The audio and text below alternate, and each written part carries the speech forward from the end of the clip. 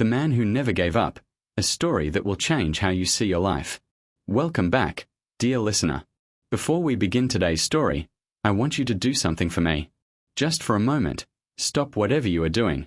Take a slow, deep breath, and think about something you gave up on. A dream, a goal, something you wanted so deeply that it hurt to want it, and then, one day, you quietly let it go.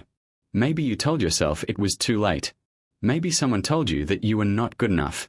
Maybe life simply got in the way and you never found your way back. Hold that feeling. Don't push it away. Just hold it. Because today's story is about a man who carried that exact feeling for most of his life. A man who failed and failed again and was forgotten by the world, and who, in the very last chapter of his life, discovered something that changed everything he thought he knew about time and failure and what it means to truly begin. His name was Heinrich Bauer. He was born in Vienna, Austria, in 1952. And this is his story. Settle in. Make yourself comfortable. Let's begin. Vienna is one of the most beautiful cities in the world. It is a city of music and marble, of wide stone bridges over the blue Danube River, of grand old buildings with tall windows and carved stone faces above the doorways. In the evening, when the street lamps come on and the cafes fill with the sound of low voices and the smell of strong coffee, it feels like a city that has been standing at the center of history for so long that it has simply decided to stay there, calm, dignified, unhurried. But Heinrich Bauer did not grow up in the beautiful part of Vienna. He grew up in Simmering, a working district on the eastern edge of the city, where the factories stood close together and the air in summer smelled of metal and heat. The streets were orderly and grey. The people were hard-working and serious. There was not much room in Simmering for dreaming. Heinrich's father worked in a printing factory. His mother sold vegetables from a small stall at the market 3 mornings a week. They were not poor in the way that people go hungry, but they were careful with every shilling, and they believed, honestly and firmly, that a man's job was to work hard, ask for nothing, and be grateful for what he had. Heinrich understood this. He respected it. But from the time he was very small, there was something inside him that did not fit inside those walls. He loved words. Not just reading them, though he read everything he could find, staying up past midnight with a torch under his blanket, turning pages in the dark. He loved the way words could be put together to make something that felt more real than real life. He loved stories. And from the age of 9, he wrote them, in a series of small green notebooks that he kept in a tin box under his bed. They were not great stories. He was 9 years old. They were about heroes and mountains and ancient cities and boys who discovered secret doors in the backs of wardrobes. But they were his. And when he wrote them, something happened to the grey world of Simmering. It expanded. It became large and strange and full of possibility. His father found the notebooks once. He picked one up, turned a few pages, and set it down without expression. "This is fine for now," he said. "But you will need a real skill, Heinrich. Writing is not a job. Writing is something that other people do." Heinrich said nothing. He put the notebook back in the tin box. He did not stop writing. Heinrich finished school and, because his father was right that writing was not a job, he trained as a typesetter at the same printing factory where his father worked. It was careful, precise work, arranging letters and symbols into blocks to be printed on paper. In a way, he thought, it was still about words. Just other people's words, in other people's stories. He worked. He saved. In the evenings, he wrote. When he was 26, he finished his first proper story, a long, careful piece about a family in Vienna across 3 generations, told through the objects they kept in a wooden chest. He was proud of it in the way that only a person who has worked very hard on something private can be proud, quietly, nervously, with no certainty at all. He sent it to a literary magazine in Vienna. They sent it back. A short, polite rejection letter. "Thank you for your submission. This piece is not right for us at this time." Heinrich read the letter 3 times. Then he folded it, put it in the tin box with his notebooks, and wrote another story. Over the next 12 years, he wrote 14 stories and sent them to 22 different publications. He received 22 rejection letters. Some were short. Some were long. One, from a small literary journal in Salzburg, said his writing was technically competent but emotionally distant, which was the kind of criticism that stays with a person because it sounds specific enough to be true. He married a woman named Greta, who was a school librarian with quiet eyes and a dry sense of humor and an enormous ability to love people without making them feel crowded by it. She knew about the notebooks. She knew about the rejection letters. She never once told him to stop. She also never pretended the letters did not sting. "They are wrong about you," she said once, after a particularly difficult rejection. "But being wrong about you is their right. Keep writing." Heinrich kept writing. But slowly, year by year, something was changing. Not in the quality of the work. Greta said it was getting better, and she was not a person who said things she did not mean. Something was changing in Heinrich himself. A tiredness. Not the tiredness of the body. The tiredness of hope that has been stretched too many times and has begun to lose its shape. When he was 41, he stopped sending stories out. He did not make a decision about it. He simply stopped. The tin box stayed under the bed. The notebooks were still filled, slowly, a page or two a week. But they were private now, in a way they had always been private, read by no one, going nowhere. He told himself it was fine. He had a job. He had Greta. He had a small apartment with a window that looked out over a courtyard where a chestnut tree dropped its leaves in October and was bare and beautiful all winter. He was not unhappy. He was simply smaller than he had planned to be. In 1991, when Heinrich was 39, the printing factory reduced its staff. He kept his job, barely, but his hours were cut. He needed something to fill the mornings. Greta suggested teaching.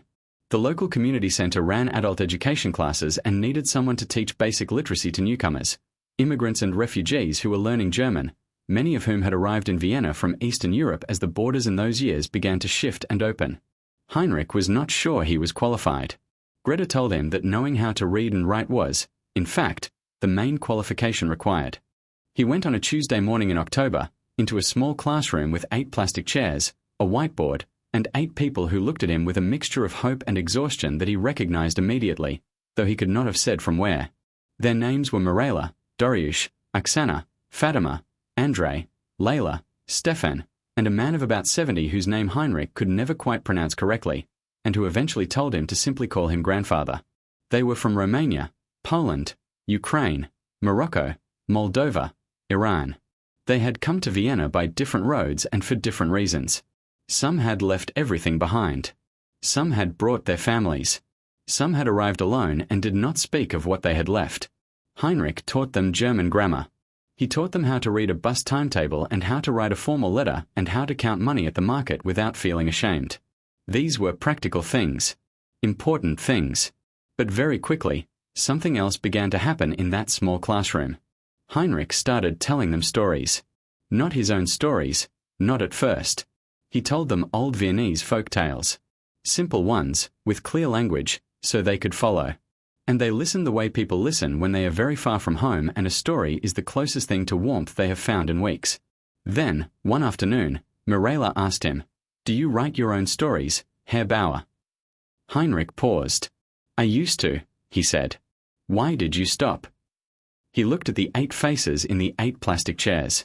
Nobody looked away. They were waiting, genuinely, openly waiting, the way his students always waited, because for them every piece of language was precious and they did not waste their attention. "I suppose," he said slowly, "I began to feel that nobody wanted to read them." Grandfather, the man of 70 from Moldova, leaned forward in his chair and said, in careful, accented German, "We would like to read them." The following Tuesday, Heinrich brought a story to class. Not one of the old ones, a new one, written the previous weekend, specifically for them.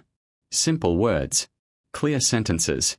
A story about a man who arrives in a new city and cannot find the street he is looking for, and meets, one by one, the people who help him find his way. He read it aloud. Slowly, pausing to explain words they did not know. When he finished, the classroom was quiet.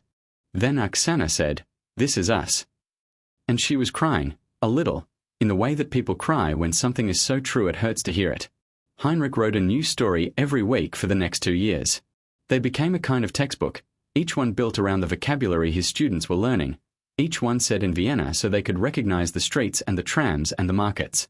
But they were real stories, with real characters and real emotions and real endings that were not always happy but were always honest. His students read them. They corrected his spelling when he made errors on the whiteboard, which delighted them enormously. They asked questions. They argued about the characters. Dariush once said that the ending of one story was wrong and told Heinrich exactly how it should have ended.